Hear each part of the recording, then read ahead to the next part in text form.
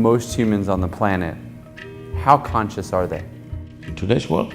Yeah, in Los Angeles. You spend time here. Let's take the whole world, I don't want to make a judgment on Los Angeles.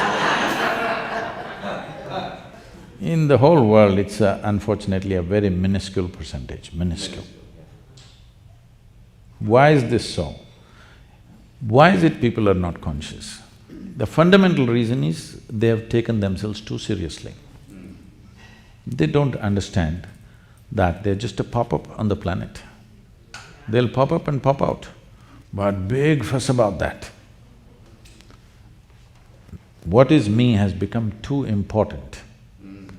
What is me means my physical form is me, essentially, isn't it? So, once my limitations become very important, there is no way to be conscious. You're just becoming self-defeating in the process, it doesn't matter how hard you try. The only and only reason why the entire world is not naturally enlightened is they're dead serious about their lives. They've not come to ease with their life, they're too serious about it. See, you've just been through an engineering online process. If you take the very solar system, in this cosmos, this solar system is a tiny speck. In that speck, planet Earth is a microspeck. In that microspeck, Los Angeles is a super microspeck. In that, you're a big man. This is a serious problem, it's not a small problem. So once you create this problem, then you cannot be conscious, you can only be mentally alert because it's all about survival. The more mentally alert you become, more you tend to become like a carnivorous animal. You know, a carnivorous animal is very mentally alert because every day he has to hunt his food. You know, I have spent so much time in the jungles in India, you must see a tiger, how alert he is, how alert he is. Because if he's not alert, he's not going to get food, he's going to die of starvation. He's got to be super alert to earn his food. Most people think tigers can kill what they want. No, it's very, very difficult for him to get his prey because all the herbivorous animals are faster than him and they sweat in the body, so they can run longer. He can only do one burst. In that burst, he must catch, otherwise he gets hot, his body gets too hot, he cannot go. He just sits there helplessly because his body gets overheated. You must watch this whole game, how it goes on, how frustrated he is that he can't get his food. He knows his energy levels are going down and as time passes by, he will become more incapable of getting his food. You should see the anxiety on his face. So he is super alert. This is the nature of a carnivorous animal. Once your alertness, mental alertness goes that way, you become like a predator, always looking what you can get, what you can get, what you can get.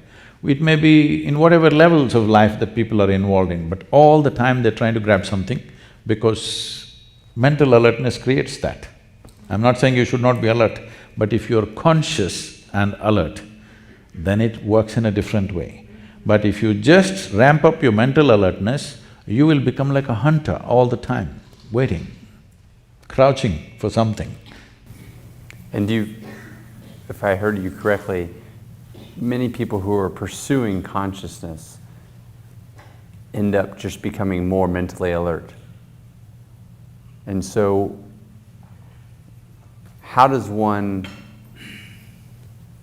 strive to have more consciousness, but if it's not something you can work at or work towards, what is the path? See, the very question when you say to pursue consciousness, how will you pursue consciousness? Or I guess a higher consciousness. In which direction will you pursue? I think Because you are consciousness, isn't it? Where is the need to pursue this? See, we can pursue certain levels of competence in the world. See, we can pursue a skill, we can pursue certain levels of competence in the world which will make us a little better with whatever we are doing. But you cannot pursue consciousness. This has to come to ease, then only it'll become conscious. When it becomes very alert, it becomes like an animal. So, becoming an animal means it's not that something wrong, But in the evolutionary scale of things, you're going backwards. See, the most significant aspect of being human is this, that you can determine the nature, the scope and the pace of your evolution, unlike any other creature.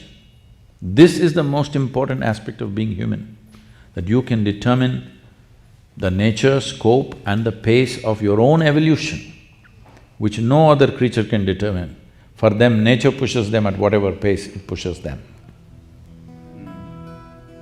That's what yoga means, tools of transformation, so that you can hasten your evolutionary process.